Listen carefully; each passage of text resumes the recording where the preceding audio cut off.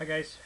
Um, Hopefully you had a chance to look at the first video dealing with the idea of isomers.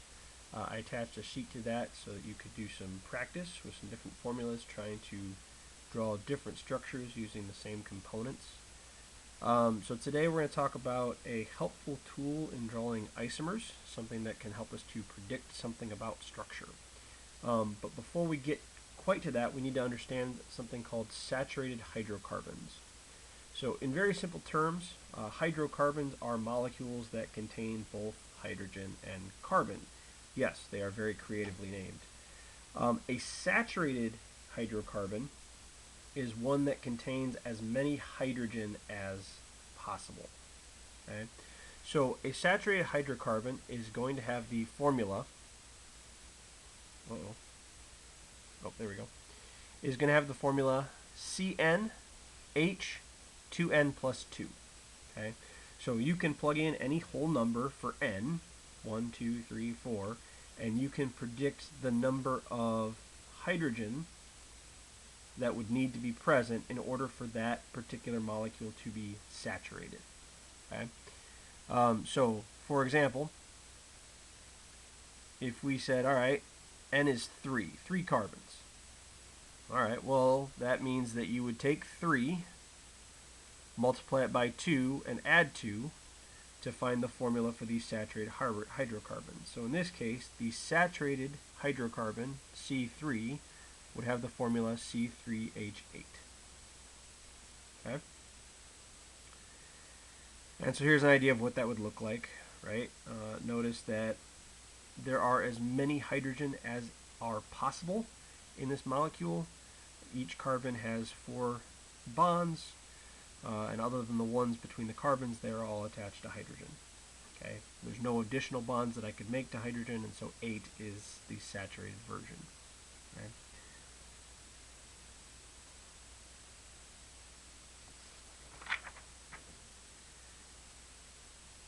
So we could use that concept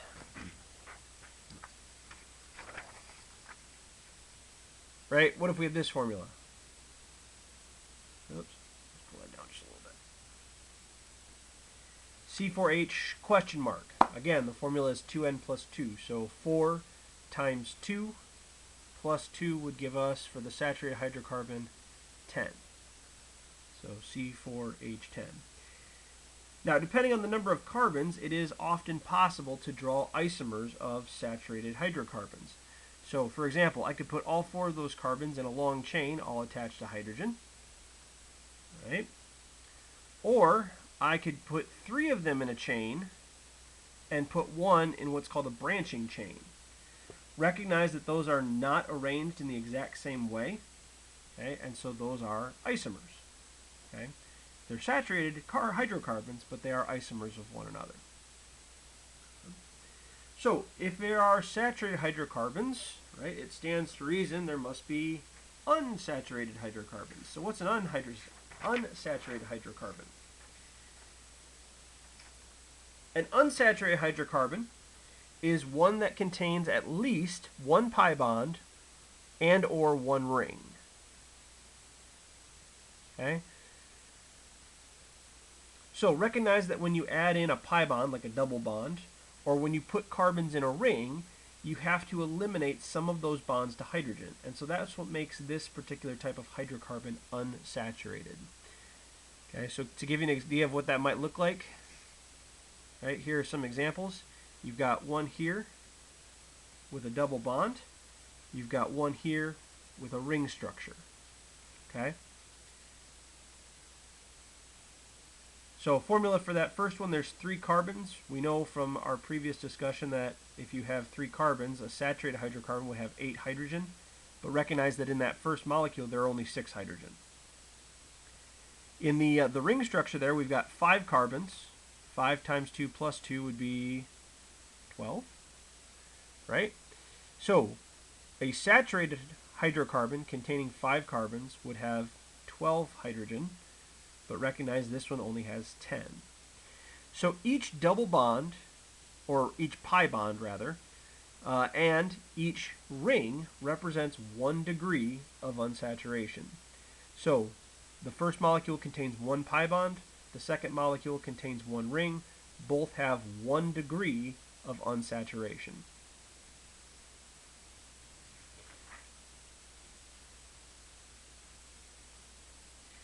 Given a formula, we can actually calculate the degrees of unsaturation.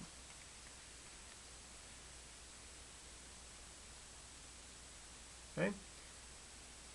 So, for example, C4H8, right?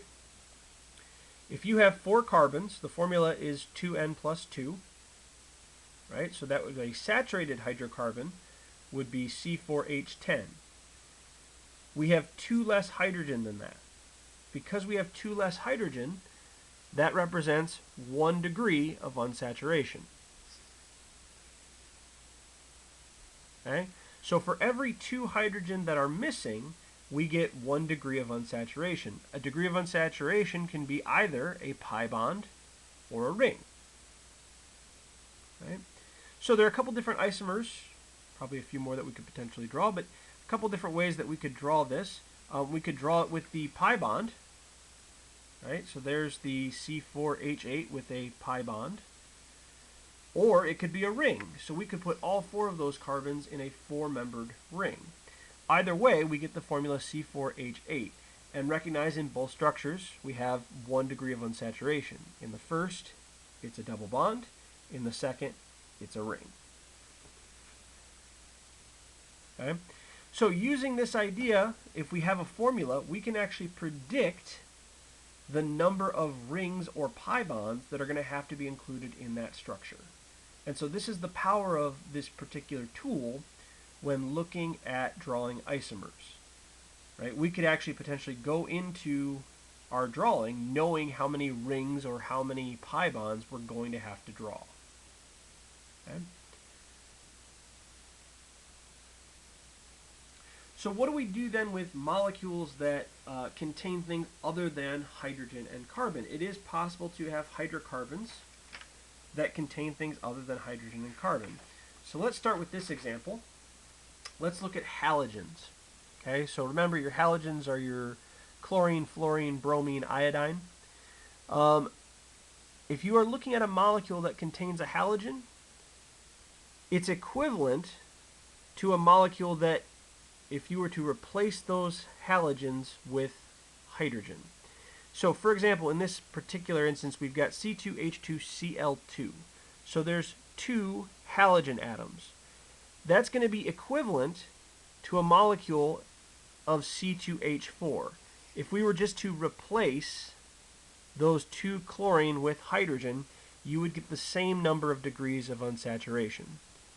So for a hydrocarbon that contains 2 carbon, 2N plus 2 would be 6. We only have 4 hydrogen, and so that's 1 degree of unsaturation.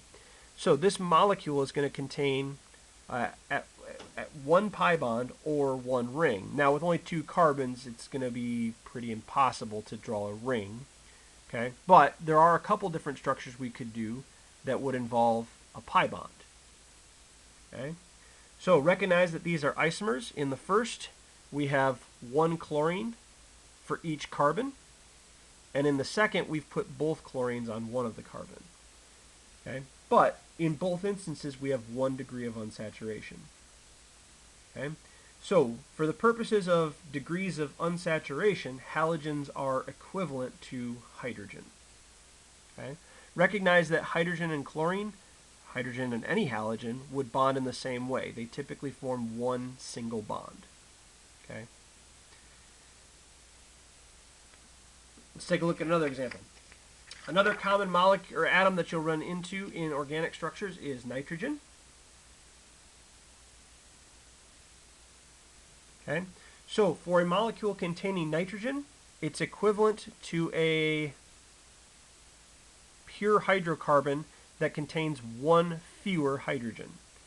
So in this case, we've got the formula C3H7N. That's going to have the same number of degrees of unsaturation as the formula C3H6. Right? Recognize it's 1 less hydrogen. If you have 3 carbons, 2N plus 2, that'd be 6. So 2 times 3 plus 2 would be 8. We only have 6, so that's 1 degree of unsaturation. So again, that's going to be either 1 pi bond or 1 ring. Now we've got a few more members. Nitrogen fits well into rings, so you see here I've got one that contains just a double bond, right, the pi bond, and I've got one with a 4-member ring that includes the nitrogen. Same formula, different arrangement. So these are still isomers, but now we have 1 degree of unsaturation. Again, the power of this is just that when you look at a formula, you can predict how many rings or how many pi bonds you're going to have to draw in order to accommodate that formula. Okay. Last example, you'll see a lot of molecules that contain oxygen.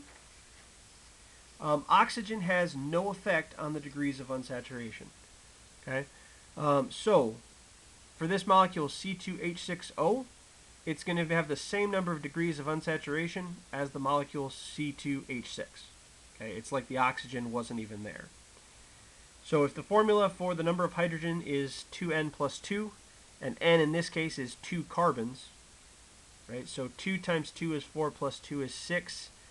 Ooh, we don't have any degrees of unsaturation, right? We don't have anything missing, which means when we draw this structure, we're not going to have any double bonds or rings. Okay? So a couple potential options here that we could draw. We could draw it with the OH on the end, right? Or we could draw it with the oxygen in the middle. Okay? In both cases, we have the same formula, C2H6O. Recognize that we do not have any degrees of unsaturation. Okay? There's no pi bonds or rings in either of these structures. Alright guys, so hopefully that'll help you out a little bit.